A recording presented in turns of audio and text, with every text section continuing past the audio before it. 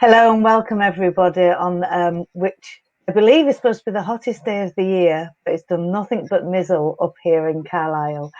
I'm very fortunate today to have Amy Perrin with us from the Marmalade Trust. She is the founder of the Marmalade Trust and the people behind Loneliness Awareness Week, which, as you all know, is a topic dear to my heart. Welcome, Amy, and thank you for joining us. Hi, thank you so much for having me. It's great to be here today in the middle of Loneliness Awareness Week to have the chance to talk a little bit more about it. Yeah, I guess you've been having quite a busy week because I've seen it all over the social media. Yeah, it's been a really busy week. So many conversations, lots and lots of things happening, and it's really great to see just people using it as an opportunity as well. I think to talk about loneliness and get those who aren't normally talking about it speaking about it. Yeah, well, I was going to ask what might be an obvious question, which is why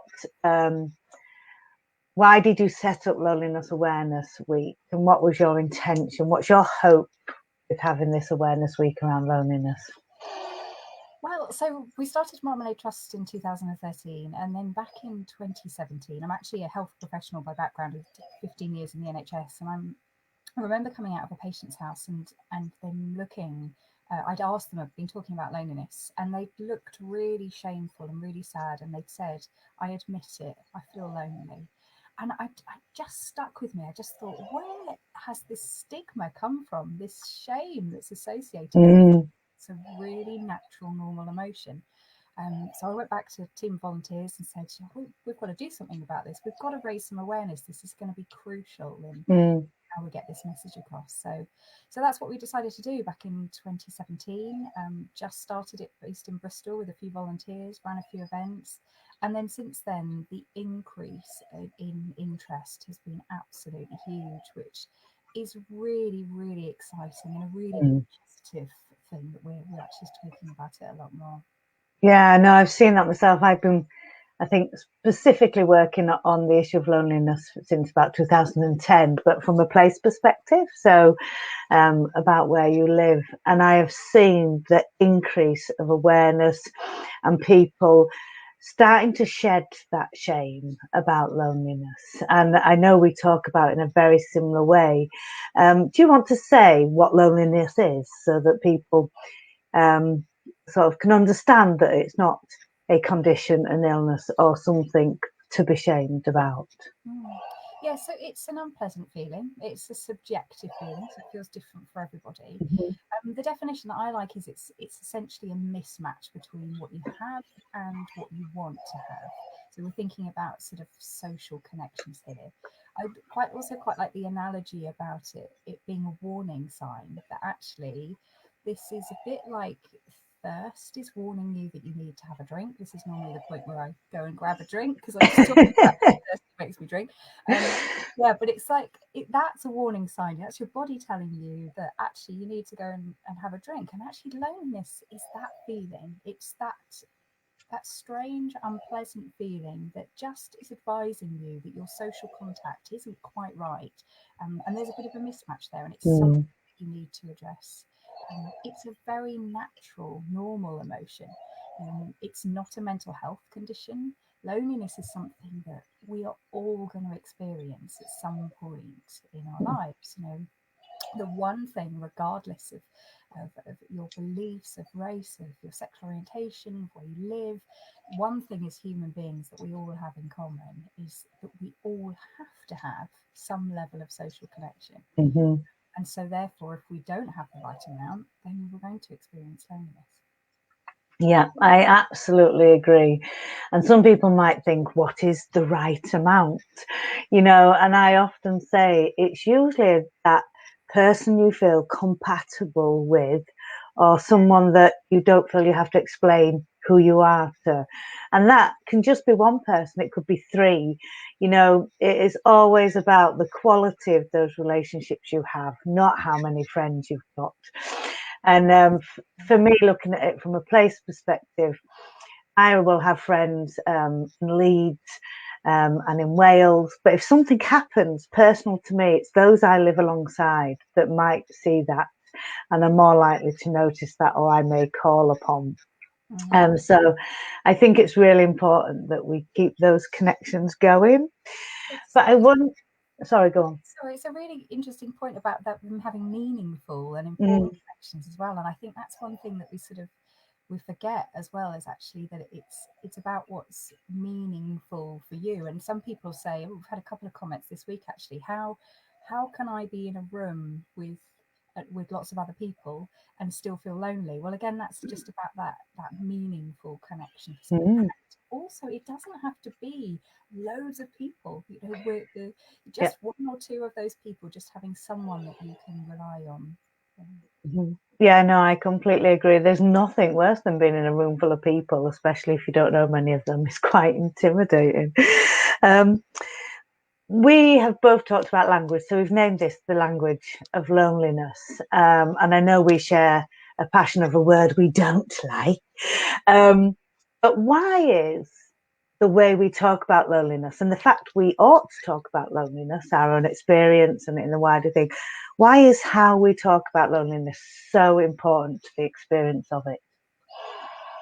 It's so important because you're framing something for that individual. And I think if you start talking about loneliness with negative connotation and those assumptions, then you're labeling it as something that's a negative emotion. It isn't. We're being honest, it isn't a pleasant feeling to feel lonely. And certainly, chronic and long-term loneliness has bad impacts on the health. But actually, those sort of transient feelings of loneliness, or just if we talk about it in more of a positive way, then actually we're going to be able to have more open conversations, natural conversations. We're going to be able to recognize it easier in ourselves and in others.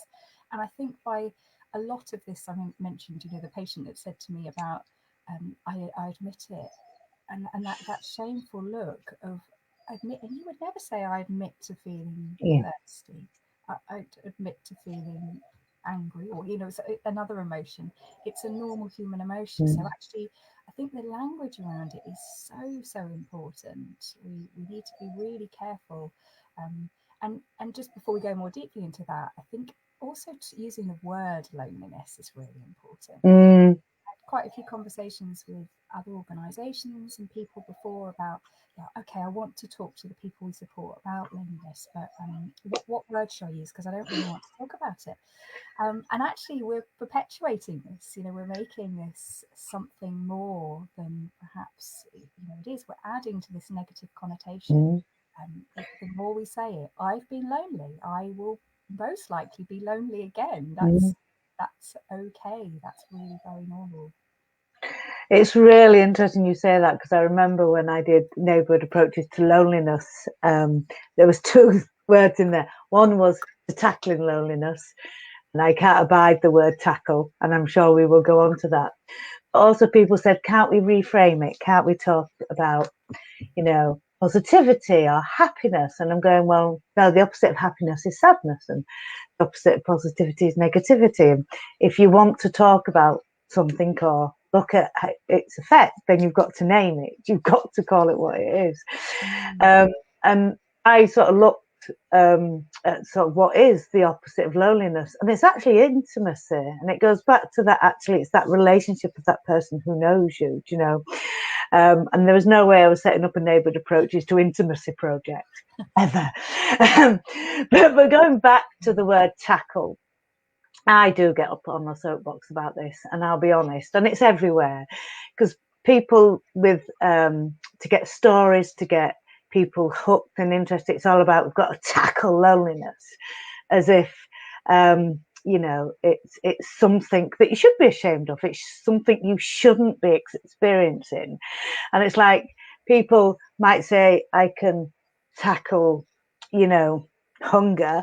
You could probably tackle starvation or food shortages, but hunger will reoccur every time you're hungry. It's a natural human warning signal, emotion, whatever. You can't eradicate it.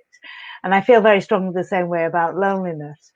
I just wonder what you think to that word, and if there's any other way people talk about it that really sort of get you on your soapbox. Yeah, well, everything you just said, I'm I'll go off the same heart as you. I find the word really difficult. I think it is should just be left for football. I think it is just it's a word that just adds this, as we've said, this connotation of negativity, something that you need to end, something that you need to stop. We will never eradicate that, because, as we said, it's a natural human emotion that's warning you need something. And you think of like key life indicators, the points in your life where you will feel lonely: when you move to a new city, when you're a new parent for the first time, when you're bereaved, divorced, all of those different trigger points where you're likely to experience that. Mm-hmm. We need to be open about the word loneliness, and use it in a positive way, so that we're helping people be prepared and feel sort of resilient, really. I feel the same about the sort of suffering and the admitting to, and those who suffered. You can suffer with loneliness. You can be. We have seen these people, who haven't spoken to people for months at a time, and it has a devastating effect on health and well-being. But that actually brings out lots of other issues as well. This is, again, it's about normalizing and actually getting away from the word tackling, and talking about just this as an experience. Actually, loneliness is. It's not something that needs to define you. It doesn't. You have to be the lonely person. We are all human beings who will experience this. So let's get away from that word. Yeah, I think, like yourself, I've experienced loneliness many times as a single parent, moving to a new place, new job. I'm away from my grandchildren. There's lots of mismatches as you grow older, and you never hear anybody talk about the therapeutic side of loneliness, or being able to think about an emotion. And I can guarantee I've never wrote a happy poem in my life, but I have wrote numerous very sad poems that I'm not prepared to share with anybody, just as a way of expressing my emotions. And I wonder whether you've experienced the same, or what sort of things have you done when you've been experiencing loneliness to sort of get you through it? Yeah, I mean, it's so nice, isn't it? I was just reflecting then when you were saying that, how genuinely comforting and nice it feels to be saying, to be openly sitting and saying, without stigma, I've been lonely and I'll be lonely again. I mean, there's something just so incredible about taking down a barrier of this. You could almost feel like, the weight sort of lifting. Oh yeah, no, this is normal. This is okay, and that feeling is something that we have to normalize in conversation. It reminded me, actually, just tell you a story we did a few years ago. We went into a school with 6-year-olds. There were about 25 of them, 6, 7 years old, and we asked their children if any of them had been lonely. All of them stuck their hand straight up, much to the teachers just looked absolutely horrified, thinking, what on earth have we opened some can of worms here? Oh my goodness.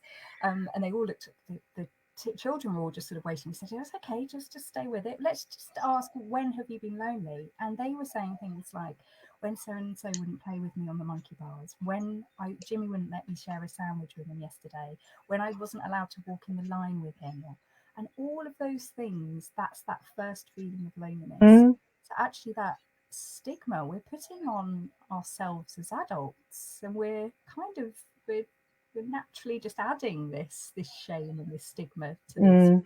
We really shouldn't be. And of course, there's lots of ways that we can help ourselves feel more connected. I think something that I suppose the pandemic and COVID have done is really brought to the fore some people's humanity and the awareness that we're fragile, as if we didn't know that before, but it really has brought that to the fore. And I think many people have actually experienced loneliness, whether it be transient or not. But there's also those people who've come in to this situation feeling lonely and will leave feeling lonely. Many people who will have been bereaved, and we know that loneliness is part of the grieving process. What's your sort of thoughts around how we can recover or move forward as a population, as human beings, and keep that openness of actually the human, and we're not independent and an island, that actually we need other people, and that's what we're meant to do. I like the idea that after such a horrendous time, after a crisis, that actually we can, as a community, we can almost have this period of reflection at the moment. We can look at how we're having conversations and what we're talking about. And I think that's the one of the positives that's happened. People have talked about loneliness more. People have perhaps been more honest about their own mental health, mental well-being.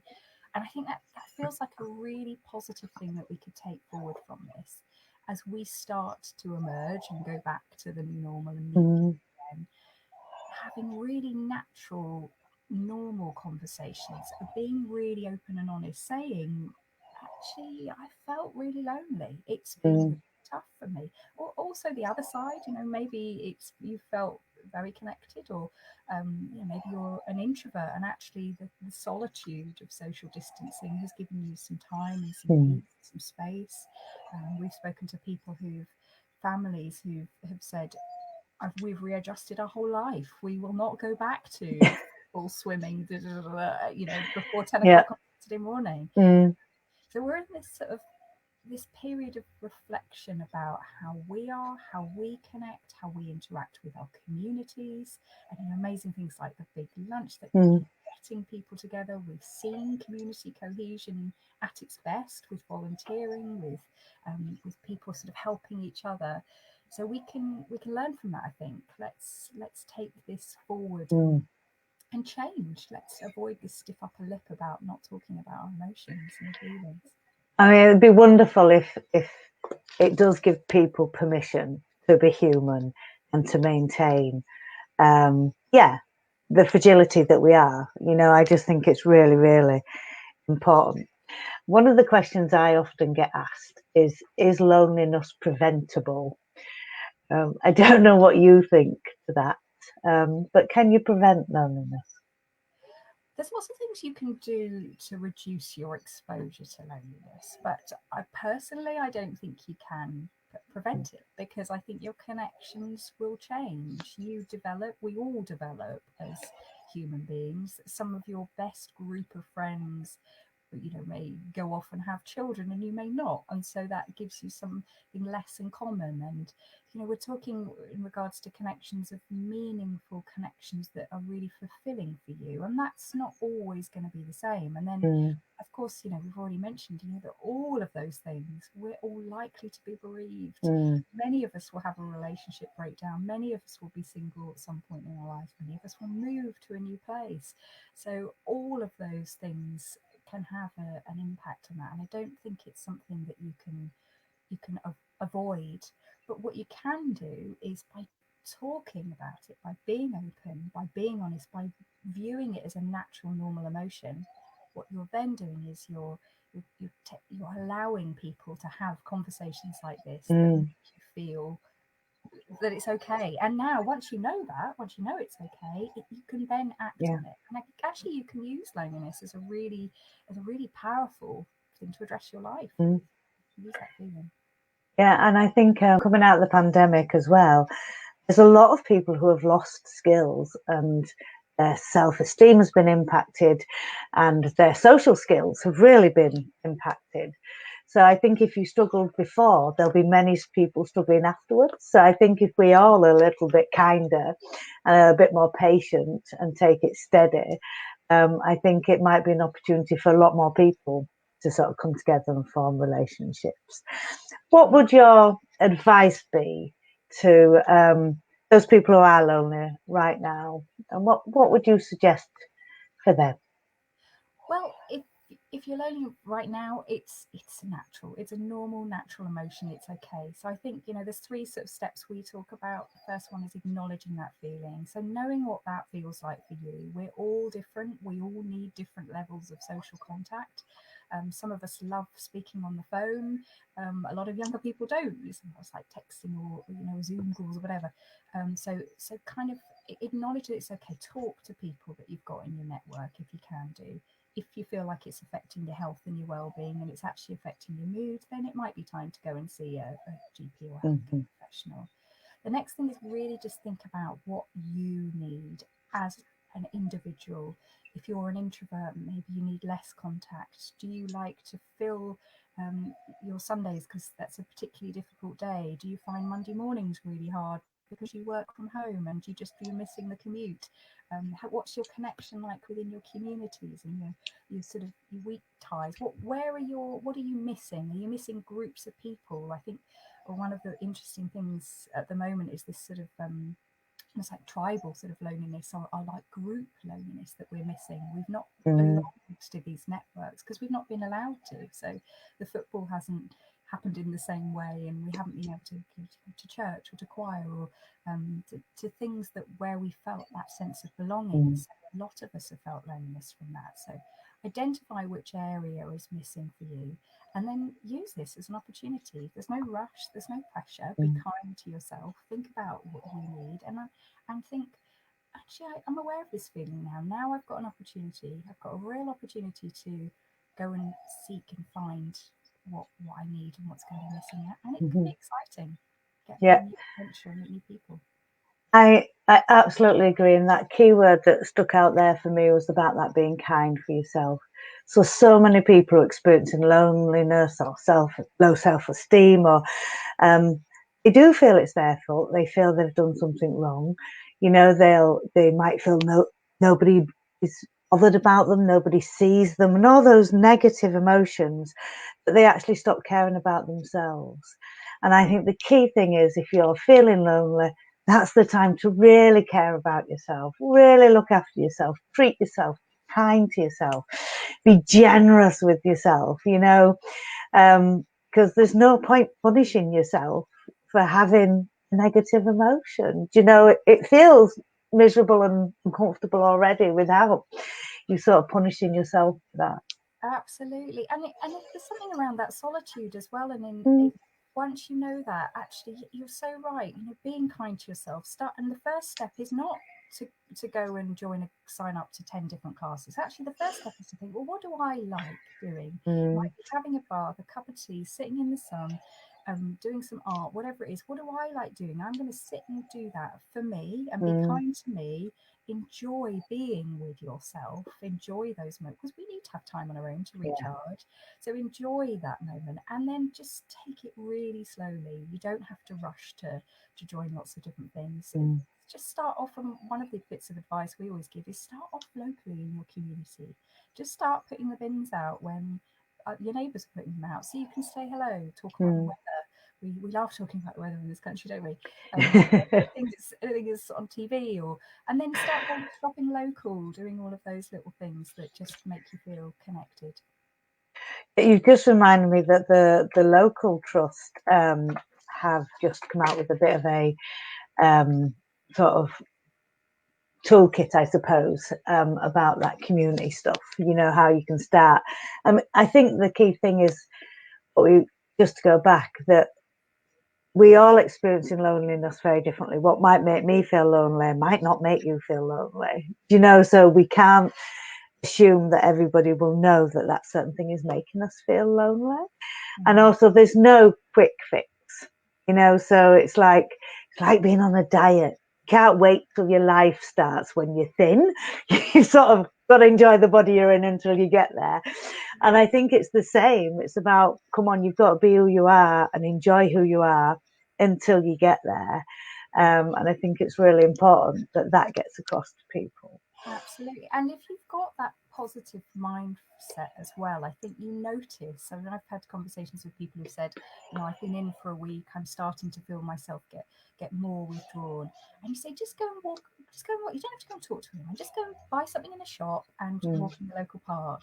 And you know, people have come back and said, I just feel like I've got people around me. Someone spoke to me I touched a dog. We had a chat about something. They asked me something in the supermarket, and I felt connected. And that's the trigger. That's the little starting point. Yeah, I think that feeling connected is key. And we have seen again during the pandemic how many people have felt connected to nature, not just their neighbours. And I just think there's a lot of stuff that we can do to try keep ourselves well until we're able to alleviate or get through that phase where we're feeling lonely. Well, I think we've probably chatted enough, Amy. Is there any last words you want to share with our audience this afternoon? I think the only other thing is thank you so much for listening, but also use this as an opportunity. It's Loneliness Awareness Week, and you can go to the Marmalade Trust website and find lots of resources and things, but use this as an opportunity. If you still feel a little bit concerned about bringing up the topic of loneliness, just say to your family or your friends, oh, it's Loneliness Awareness Week. Have you ever felt lonely? Use this as a chance. Let's have those conversations and get involved. Yeah, I think I absolutely agree. And thank you so much for finding the time, such a busy week, to come and chat to us and our audience today.